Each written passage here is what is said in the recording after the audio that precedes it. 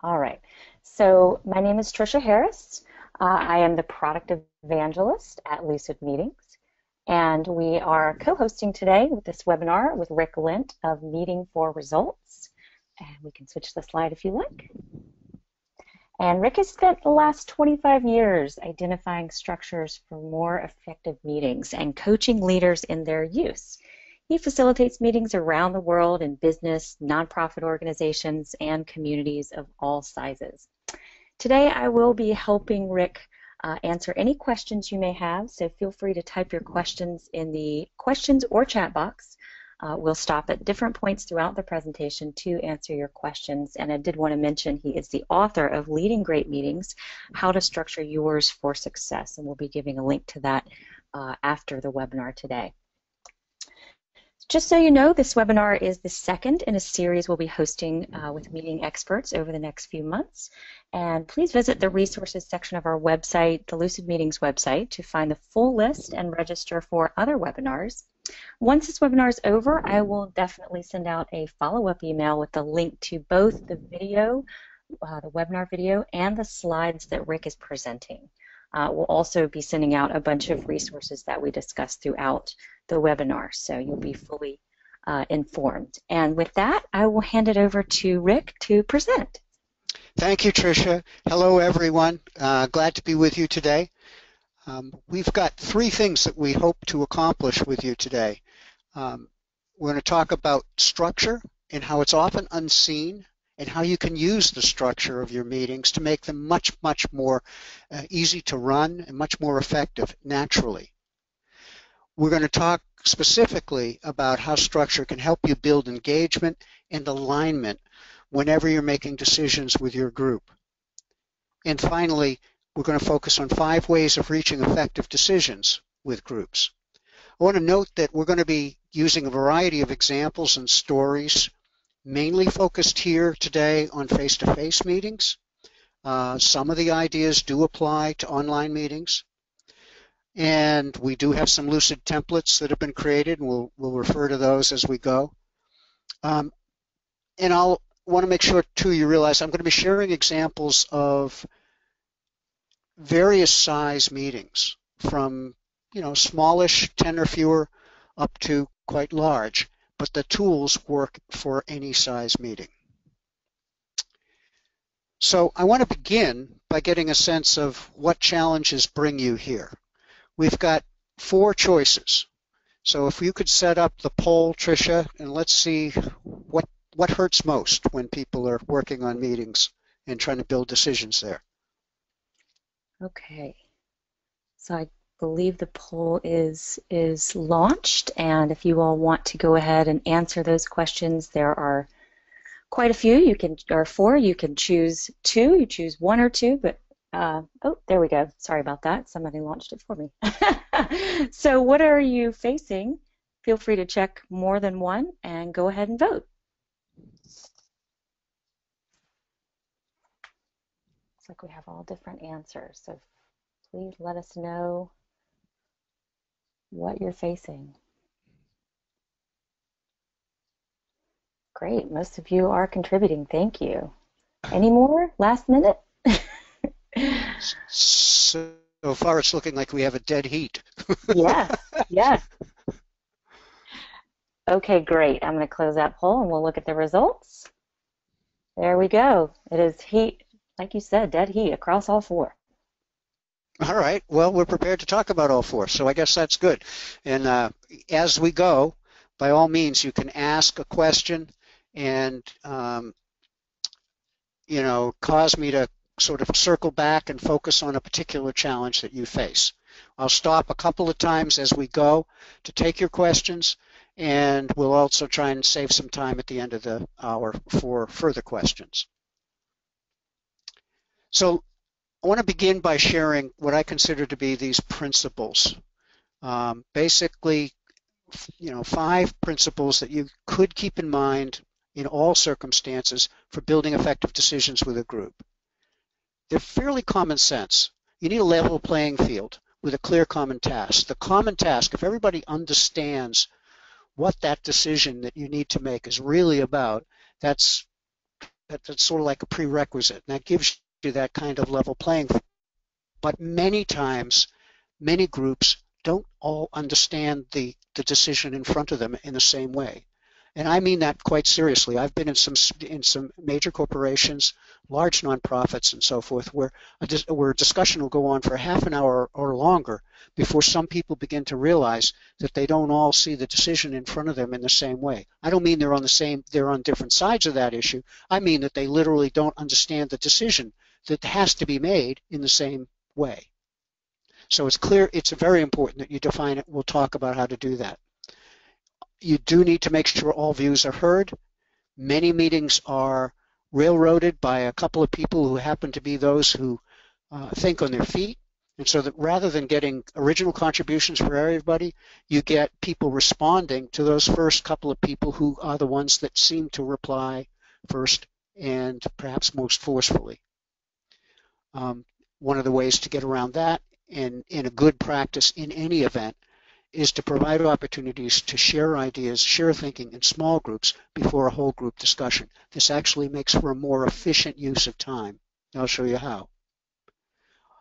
You need to respect different views throughout. Don't work them to death. And I'll talk more about what I mean there. And again, you build decisions with your group. You don't just make them.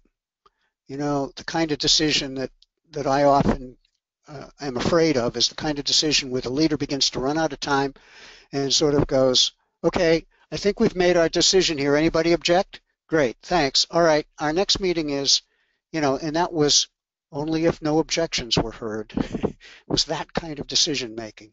It's not very, very effective, doesn't build engagement, doesn't build alignment.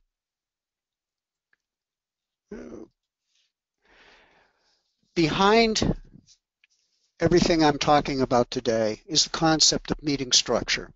Meeting structure works like this structure for a house. Once the house is built, once the walls are up and doors and windows are in, you don't see the underlying framing of this house. But if you look just at the framing already, you can see how that framing, that underlying structure, is going to determine how the finished house works. Here's what I mean in meetings. There is an underlying structure in each of these three situations, and it's going to influence the way people behave in those meetings and how decisions are reached and how people are engaged. And I could ask you, I won't make this a formal poll, but if you look at those three meetings, which one would you most like to be part of? Many of us, I think, would prefer the one in the lower right-hand corner. We don't even know what these three meetings are about. But we sense something from the way the structure, even in this quick picture, the structure is set to cause us to feel and act and be engaged or not in that meeting in a particular way. Are we being taught to, like the lower left? Are we going through a long presentation around this long table where I can't even see everybody around the long table? I can barely see their faces. It's probably right after lunch, too. I can't tell that, but they're going to go to sleep soon. Or am I sitting in a group around a round table where we can all see each other, and it looks like we've got a level playing field with opportunities for everybody to contribute?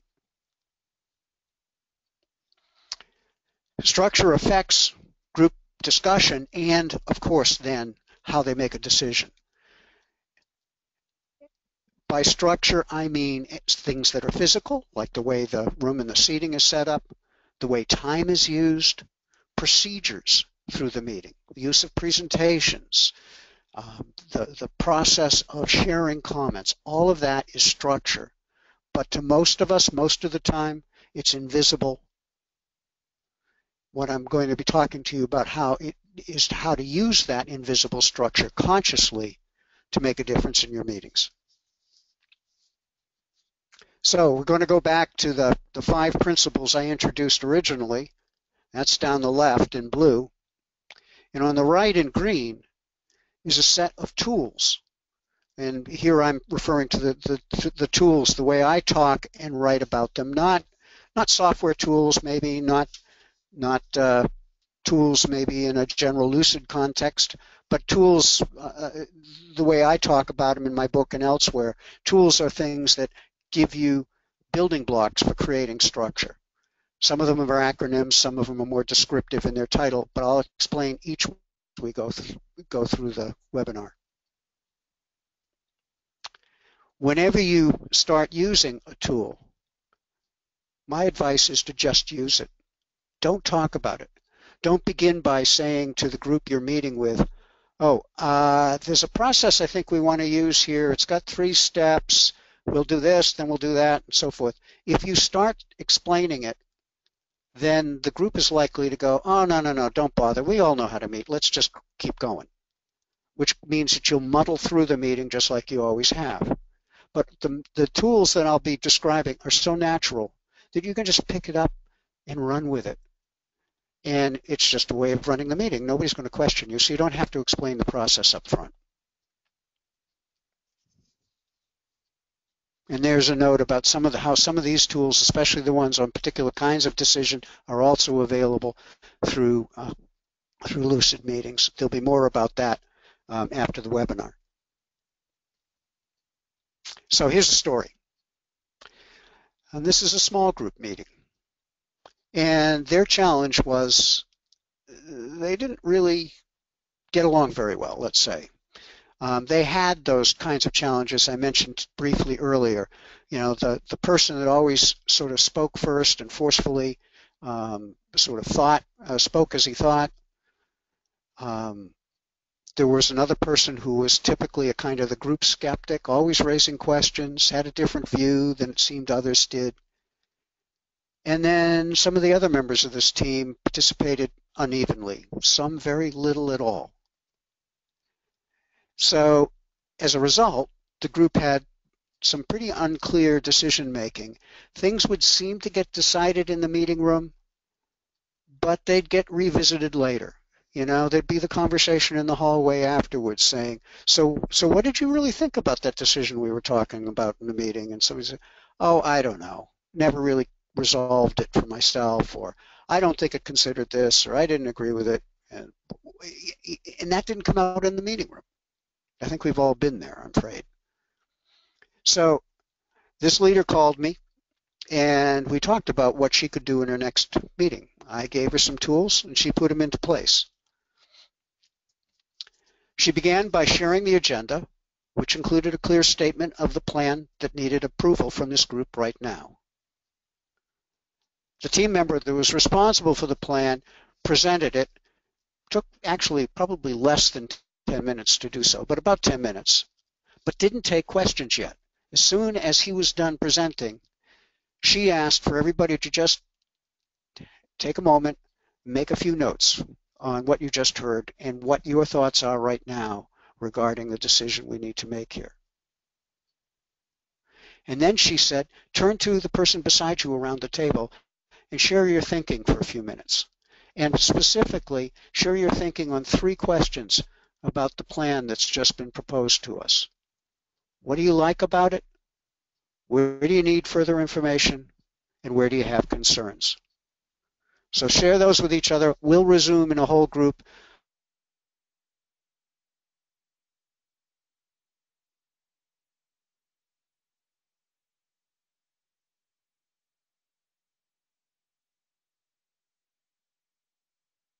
Likes first only. So she went around the table and said, so what about the proposed plan did you talk about that you liked?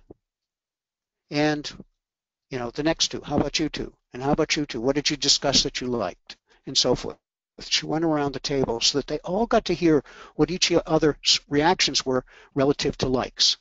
As they went, she's got a flip chart behind the table, and she's just writing the key likes phrases quickly on that flip chart. Then she goes around again and says, okay, let's hear where you had questions and concerns, the second 2 questions.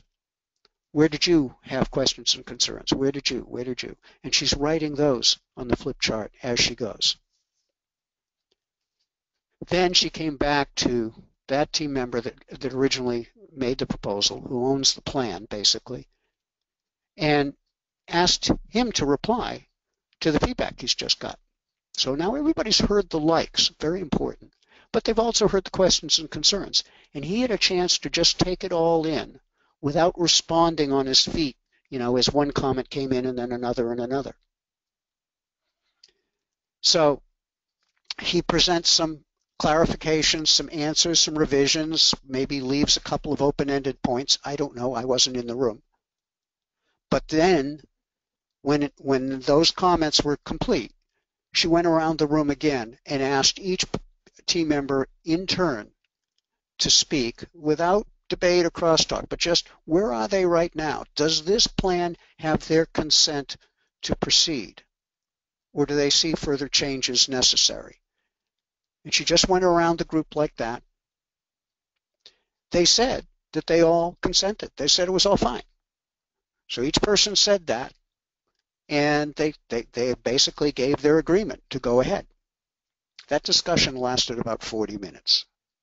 And she now knows, and they all know, where they all are. They've had good input, they've discussed the plan, and each person has said that the plan has their support. The decision has been made.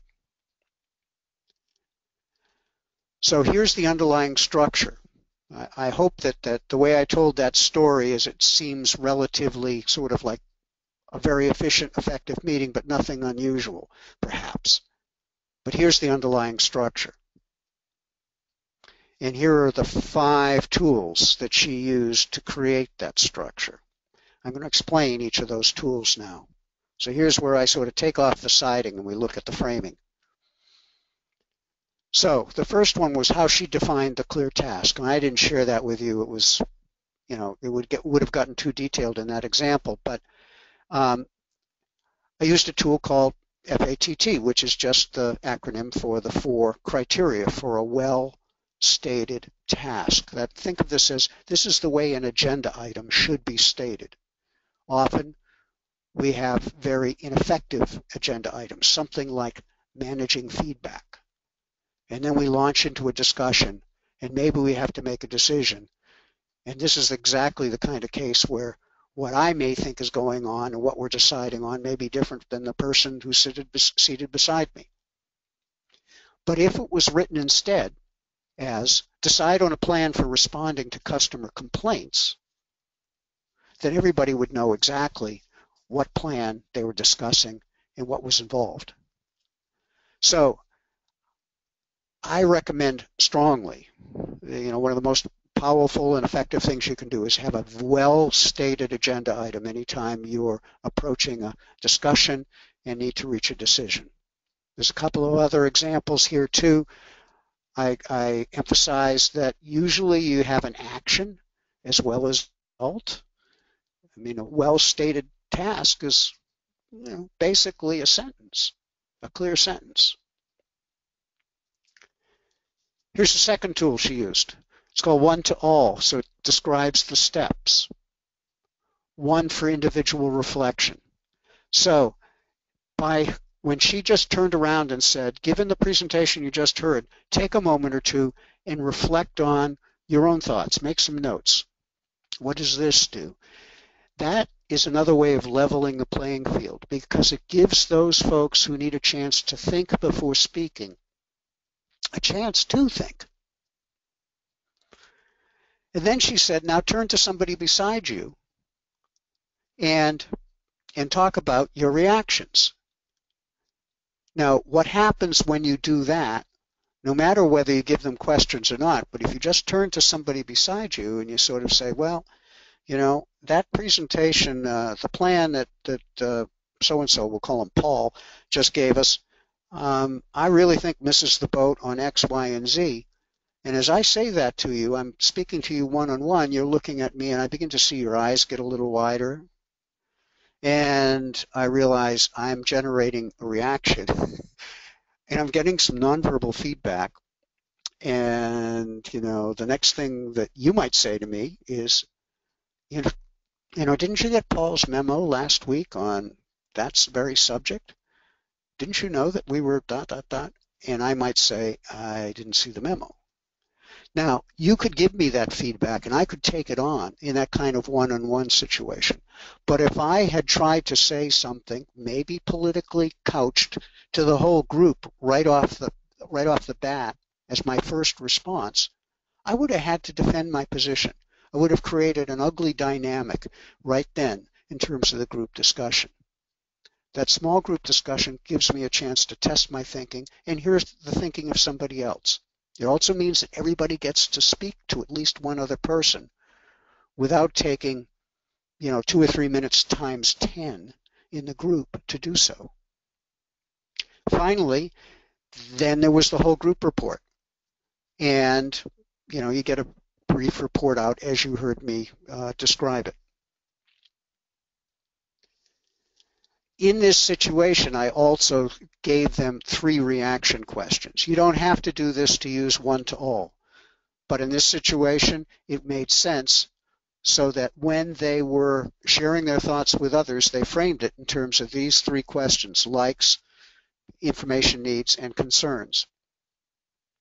And it's good for balanced feedback, but it's also great when you then just listen to the feedback in terms of the likes first. You get those out, because usually what happens is if you don't specify the structure this way, what you hear is somebody will go, yeah, no, we like that and that, but, and then they go into the questions and concerns, and that's where all of the energy and time goes.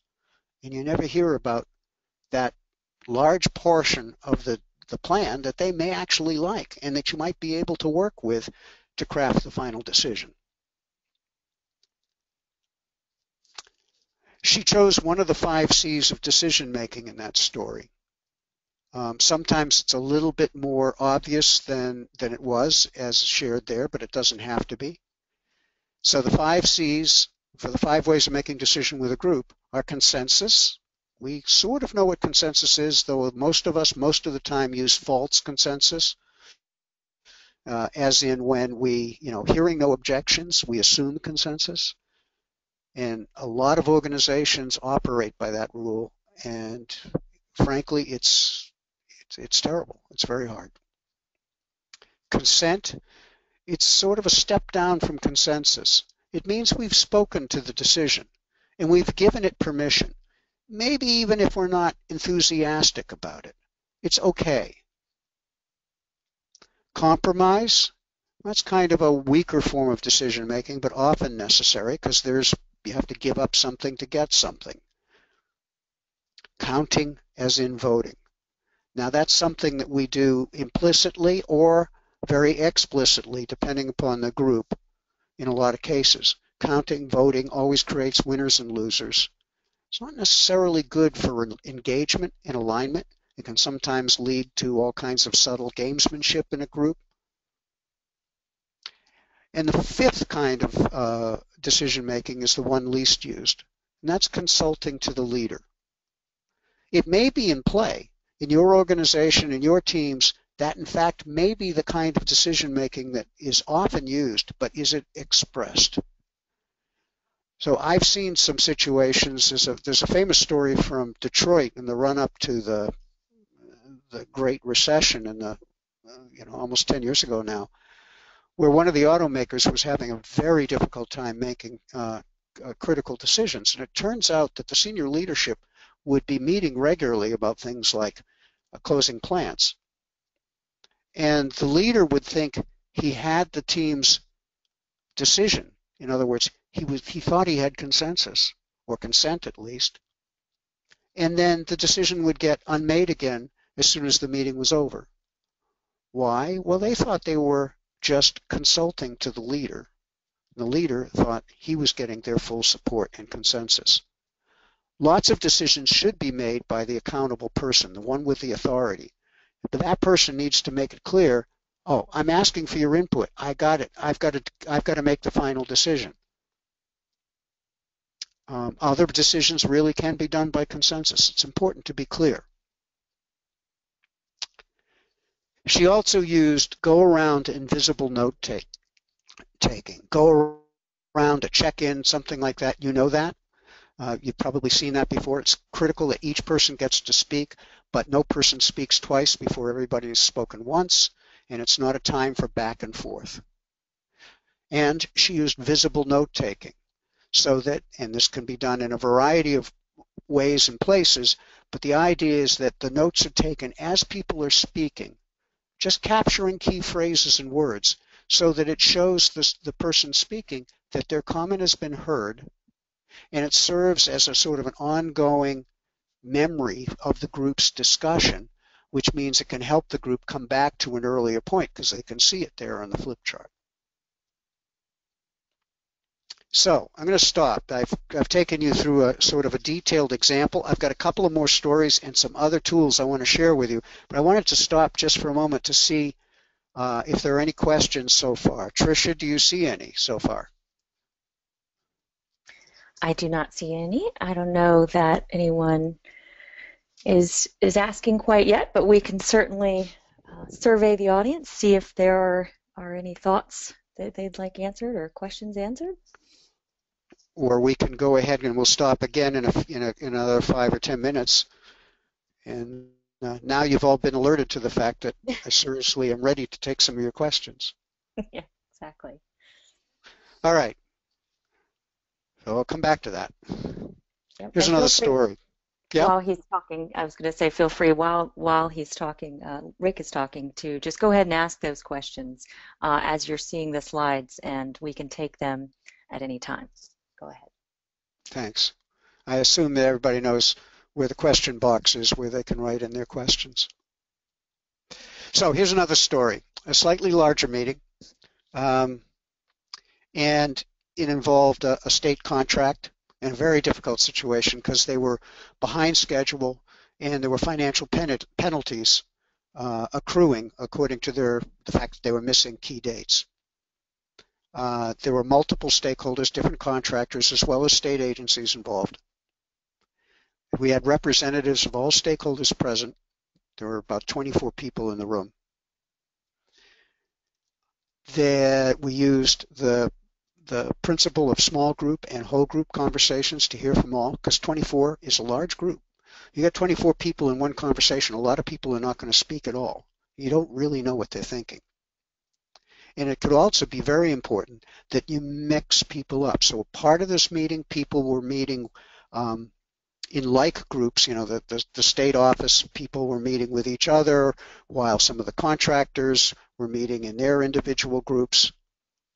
But at other times, I mixed them all up. So you might be seated in a group of about 6. I think there were 4 groups of 6. You might be seated in a group of 6 with a couple of contractors, a couple of state people, and so on. We made a key point that the discussion was going to be focused on future actions, not past issues. There was a great opportunity here, a great danger of a lot of finger pointing. We didn't want that for lots of reasons. It wouldn't be productive if nothing else. So we just sort of laid that out, sort of said, look, let's just keep our discussions focused on the future because that's the only thing we can affect. We made sure, and I'm going to tell you about the structure, about how we designed it to recognize and respect all views, both those that were seeing favorable progress, good ideas, ways to get ahead, and those who were seeing the picture as very troubled and very difficult.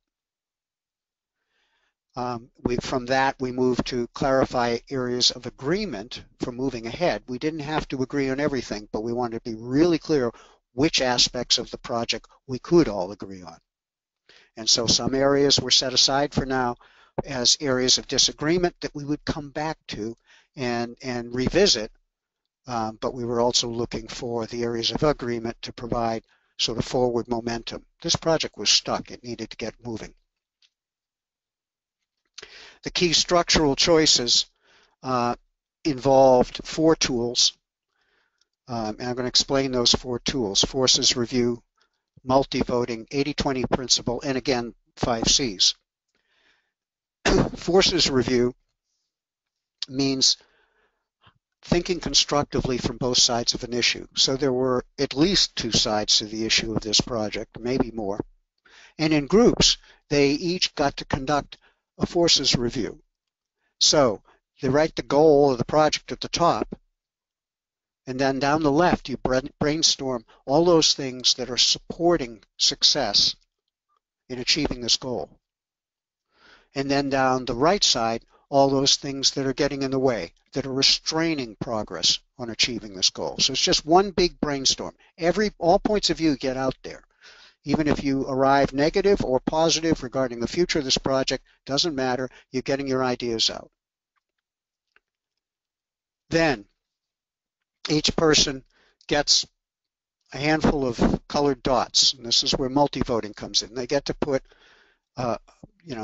dots on the top 3 supporting and the top 3 restraining forces from their individual point of view. We might not all agree on those, but we get to vote on 3 on each side. And then the group stands back and they can make sense of it, and you can identify which are the top 3 of each on each side, and then they sort of zero in on those. And for the top 3 supporting forces, the next step is to identify ways to strengthen. What can we do to make each of those supporting forces still stronger, still more of a support? And for each of the restraining forces, what can we do to weaken them?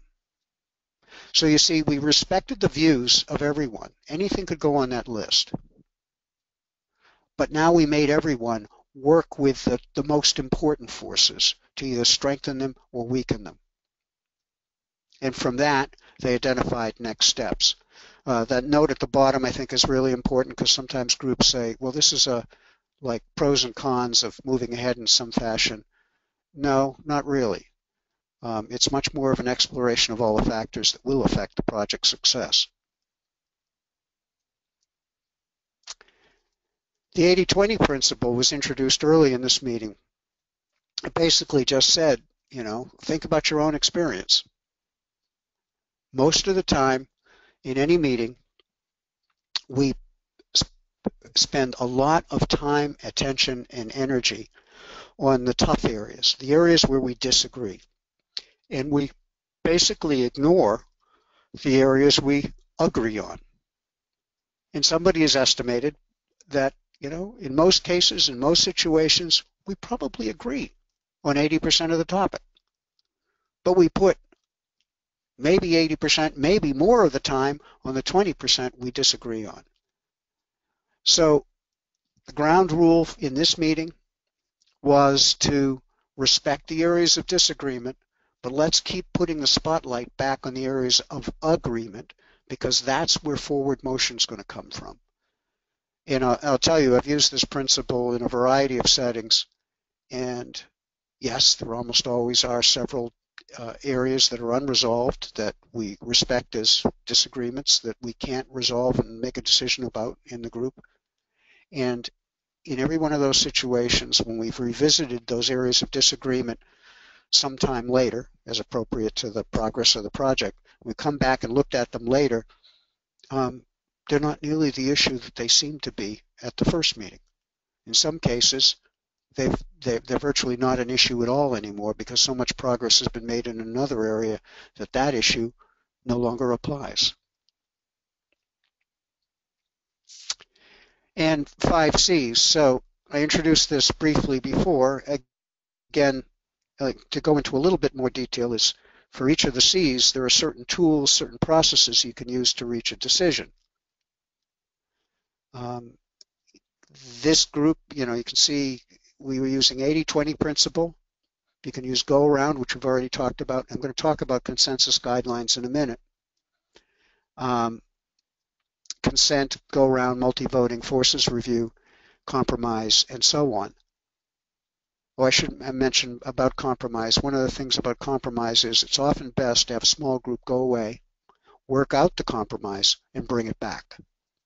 And then you can use PAL-PAR or one-to-all on the proposed compromise. So, consensus. And to a large extent, this meeting needed consensus because there was no one overall boss other than the State Department that was going to sign the check and, whose lawyers were bigger if they started getting into fines and suits. But so they really needed consensus, and there were two options for building consensus with the group. Option one is to go for full consensus on what they can agree on using the 80-20 principle. Option two is you build it by go around. So you go around once. Do we have consensus? Are you fully behind this idea? If not, let just briefly state where you've got a concern or an objection. So you go around once, you track those, and you see if you can do something with those concerns or objections. And you go around again. And then you might go around again until you have no more objections. They've been taken care of one way or the other. Maybe they're now on the not yet agreed list, but somehow or other they've been addressed until everybody says, yes, given that definition of our decision right now and those actions, you have my full support. By the way, option two is the process that was used in the final day of negotiations in Paris at the COP21 climate negotiations. It's probably the toughest consensus situation you can imagine. If you want more information on these techniques, you can download consensus guidelines. I think we'll have a link for you. Tricia will have that at the end of the call as well, but you can also pull it down off the resources page on my website. So I'll stop again for a few more questions, and then I've got another story and a couple more tools to share. Do we have any questions yet, Tricia? I don't see any in the questions box right this moment. I think you're clear as a bell. That's frightening. That can't be true. Hey, Rick, this is Elise. I have a question for you here on this one. Great. So you've introduced a couple of different scenarios where they had a troubling question or a troubling decision to tackle, and the leader created the structure to make that happen. Do you have any advice about how someone who isn't the meeting leader can use the information you're sharing here and start to bring that into their group?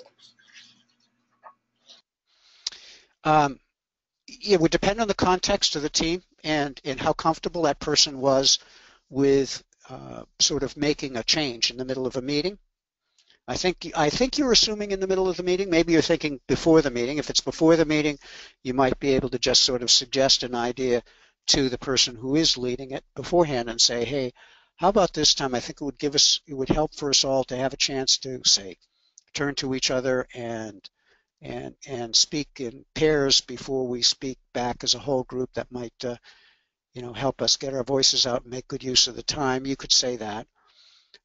If you're in the middle of a meeting and you're not in charge and things seem to be going nowhere, there are still a couple of things that you can do structurally. One of the easiest and actually quite effective is to do something like say to the group, hang on a moment, I'm getting kind of lost as this discussion goes. Would it be all right with everybody if I just stood up over here by the whiteboard or whatever and started tracking our notes just as we go? I'm going to capture a few phrases, key phrases and so forth as we go. Let me know if I miss what you're saying, but I just want us to keep track. I want to keep track of the progress of our discussion. And you just start doing that. When you do that, that focuses the group's attention on where they're going. And somebody else in the group might also note, hey, Charlie, I think you're way off the mark there. I'm not sure where you're going because we're talking about X. You seem to be talking about Y. Can we bring it back in? Otherwise, who's going to make that comment? That kind of visible note-taking really can help in that way. So that's another example. You can also, another one is you can say, hey, we've got a full agenda. Would it help if I took on the role of timekeeper and let you know when we've got a few minutes left on this item so that we can finish this item and move on to the next? Something like that. So there's a bunch of those. They're structural in the sense that you're not asking anybody to behave differently. You're just doing something that's easily doable that will change how the group functions going forward. Yeah, that's thank you. That's helpful. The visible note-taking thing specifically is something when we've worked with clients, we've seen them use it to transform their meetings. They don't have to be in charge, they don't have to be leading, but you can get up and take those notes and then, go around the room and just make sure that you've got it correctly. And it is an incredibly powerful dynamic. Great piece of advice. And the other thing that gets in the way of that is many groups have somebody who's responsible for the minutes, and so they think they've got it covered. This is a kind of a different function than taking minutes. The person taking minutes is usually at their keyboard, and everybody can't see what they're doing. It could be projected, but it also may be too detailed.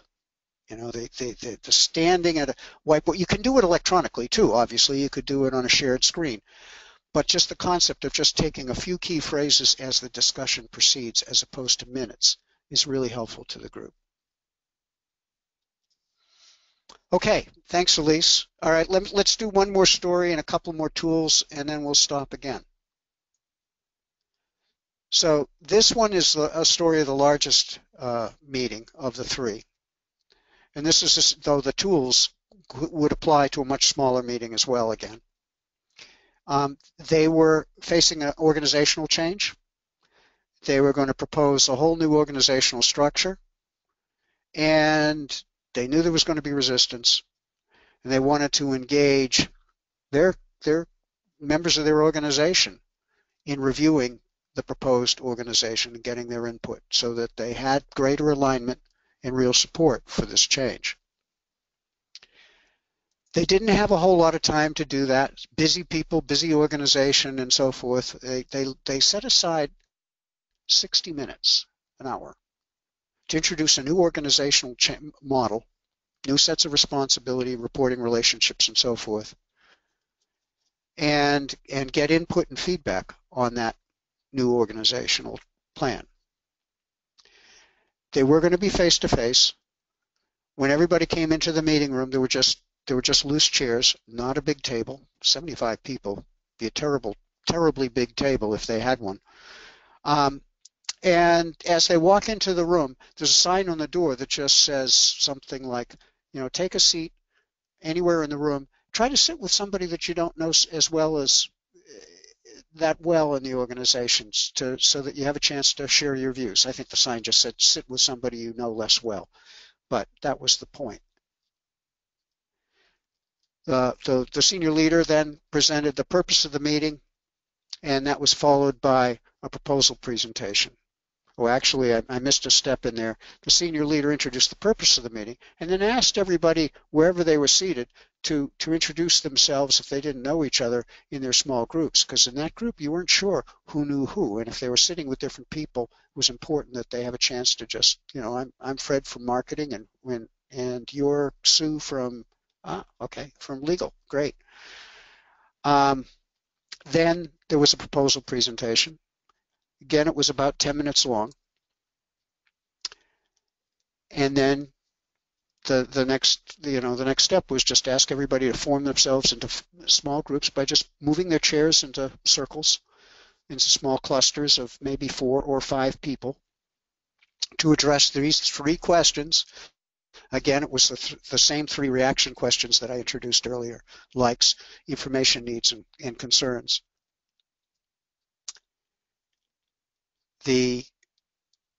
When they were through with that small group sharing, the president asked for responses to the likes question first, and another member of the leadership team was writing those responses on a flip chart where all could see that they'd been heard.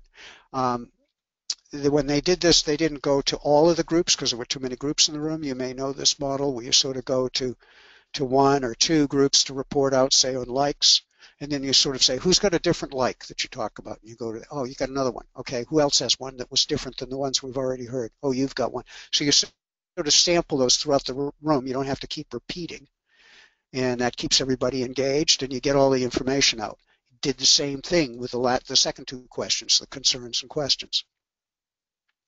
Finally, when all the reports were in, all the feedback was in, the president sort of thanked everybody for their input. Their hour was almost up at this point, and explained the next steps, basically, that the leadership team was going to take all of this input, review the ideas for the organizational change, and come back to them with their conclusions next week. And that was the end of the meeting. They come back the second meeting to meet with those staff. At that meeting, there was the president first summarized the feedback in response to all three questions. Then a couple of different members, actually the leadership team, explained how they considered that feedback and then presented the revised plan. They then said, what questions remain? Let's check for any final questions.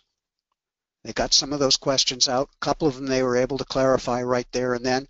A couple of them they wrote down and said, we'll get back to you on that. We don't have an answer today. And they gave a summary of the next steps. And that was the process of the meeting. At this point, I've used this process. I've been with various groups who've gone through a process like this. Sometimes even in, in one case with a set of global teams where we were all divided. We were even on different continents. And it's very clear. People know that they've had a chance to be heard. They know the leadership group has heard their feedback, even if they don't necessarily act on all of it. It's fine. My fingerprints are now somehow on that plan. Therefore, I'm going to support it. The underlying structure, short initial presentation. I'm going to talk a little bit more about that in a minute. The small mixed groups we've talked about, which meant, too, that no one took over that meeting. Think about what wasn't in that story. If you'd been running a meeting like that, how likely is it that one or two or three people would have stood up and kind of, sort of taken over some of the comments and the conversation because they were sort of directing it to a particular area of their concern. They got the balanced feedback, and the feedback was heard by everyone in the room. So there was, and it was safe, because it's the feedback of a group of 4 people. When it comes to concerns and questions, some of that could have been politically sensitive, but it was the group's feedback. It wasn't an individual person. The leadership team got a chance to work with the feedback. I can tell you in some situations, you come out of a session like that, you got that feedback, you're going, what do those people think? They're crazy. How can we do that? You need a little time to sleep on it, and it looks much better in the morning. And it does. Anyway, they had that chance to work with the feedback before having to reply. And now let's look at the tools they used. One of it was seating arrangements. Sometimes this is really critical. Often, again, it's one of these little things, structural arrangements that you can use. You can use it in any size meeting, even if you've got a group of 6 or 7 people at work that meet and know each other well because they meet all the time. A change in seating arrangements can be important. Changing how you sit together does change how you talk together. Those little notes you pass to the person beside you. And sociologists who study this sort of thing, they say, the way a table in a meeting room is set up, there's sort of a father chair and a mother chair, and people sort of arrange themselves in various distances relative to the sort of the seats of power at times, unconsciously. Just think about yourself. How often do you take the same seat around the same table in the same meeting room for the same group? You change it up, you begin to shift your perspective, your physical perspective. Who's sitting across the table from you? Who's seated beside you? And that has subtle but important differences. In this case, we just wanted people talking with others who they didn't normally talk with, so that we didn't have the usual sort of cliques forming. And we wanted to mix people up as easily as we could quickly. Presentations in perspective, there's a variety of points here, but I want to make one, and that is keep presentation short. If a presentation goes on for like 15 minutes or longer, psychologically we sort of adopt a different mode. We begin to become students again or whatever. We begin to think to ourselves, I'm here to listen. I'm here to be lectured to. So it's important to keep them short. And to be clear, if I'm sitting there listening to a 10-minute presentation, I need to know what I'm listening for. What am I going to do with that information? What are the questions I'm probably going to address? And it helps not to begin with a presentation, but give everybody a chance to at least get their voice out a little bit, even if it's just to turn to their neighbor and introduce themselves. The process used here in this example was a bit like one-to-all, but it was different in a couple of respects. It's called PALPAR, which again is an acronym for the steps. So there was a presentation. They asked participants to talk in small groups. They listened to the reports back, and then they paused. It could be a pause of just a few minutes. In this case, it was to the next week. And that's a chance to incorporate the feedback, revise the original proposal, and then bring back a presentation of here's what we heard and here's what we recommend now.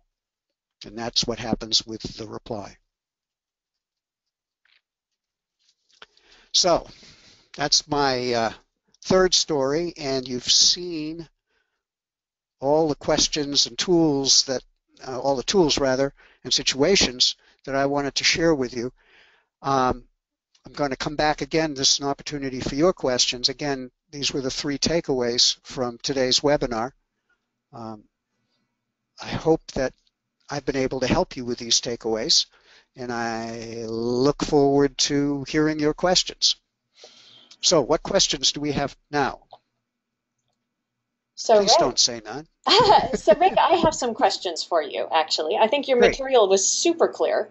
And I'm wondering about, one of the concerns we hear when we start talking to people about introducing structure in their meetings is that they are, running from meeting to meeting, and they just need to run into the room and get it done, and there's no time. And they're concerned that adding structure will increase the amount of time it takes to get through a conversation.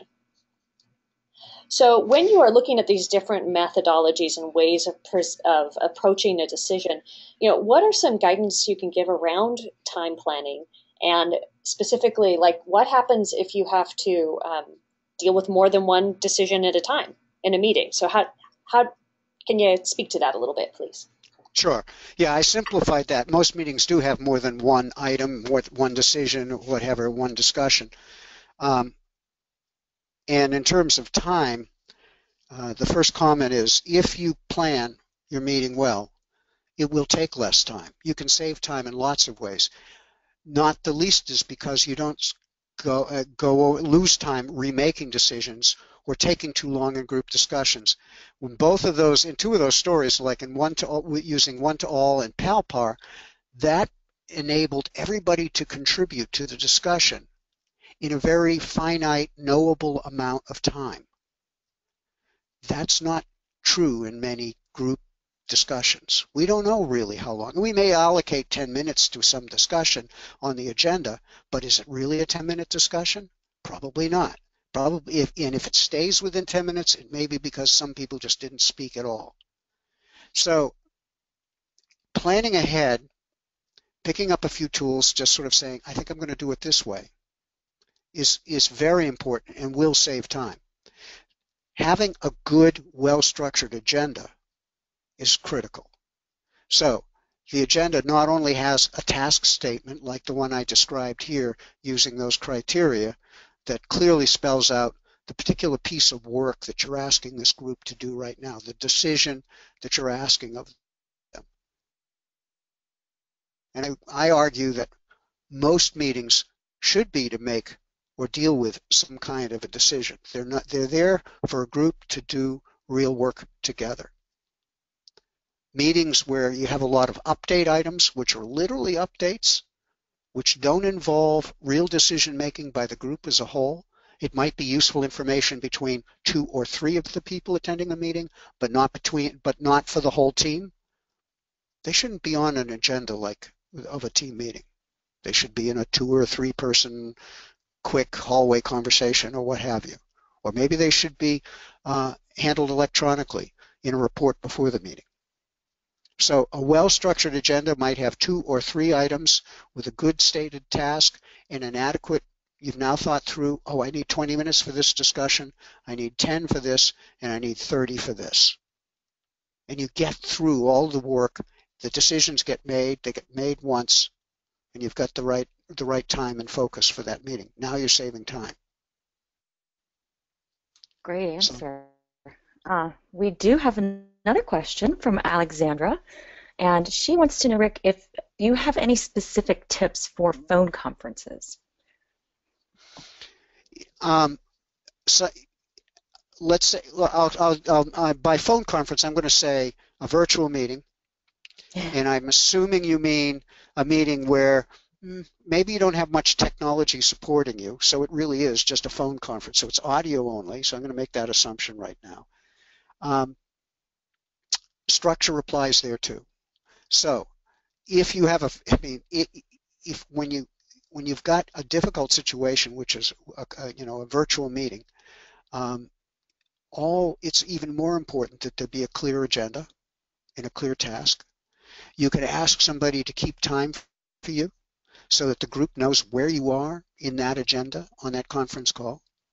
You can probably share a document in Google Docs or some other manner so that people can see notes if you're going to use visible note taking. You should consider using multiple go-arounds so that you hear from each person on the call briefly to whatever that subject is, because otherwise, almost always in a virtual meeting, some people sit back and they don't contribute, and after a while, you almost forget they're there. And maybe they're not. Maybe they left to get coffee. I don't know. But if you do a go-around, maybe there's a check-in at the beginning, but as the discussion proceeds, just sort of say, hey, let's do a quick go-around and see where we all are on this point right now. Fred, Mary, Sue, where are we? And just take them one at a time. Make sure it doesn't open up into just sort of a general free-for-all discussion. Just keep it one comment at a time. You may have to correct the group and someone in the group and say, hey, we're just hearing from everybody right now. We'll come back to that point and go around. That's a great way, simple, to keep everybody engaged. There was another thing I was going to say too. Oh, the other thing is it also helps in many cases to have a picture of everybody on the call. Even if you're not online for whatever reason, you just have a picture in front of you if you're leading the meeting.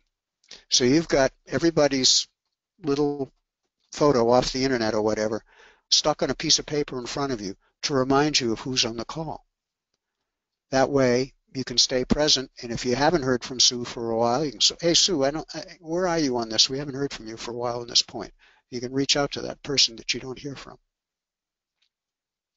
Yeah, great answer. And just as a side note, Lucid is designed to help facilitate these types of discussions with remote people and by phone, so we'd be happy to share with Alejandra.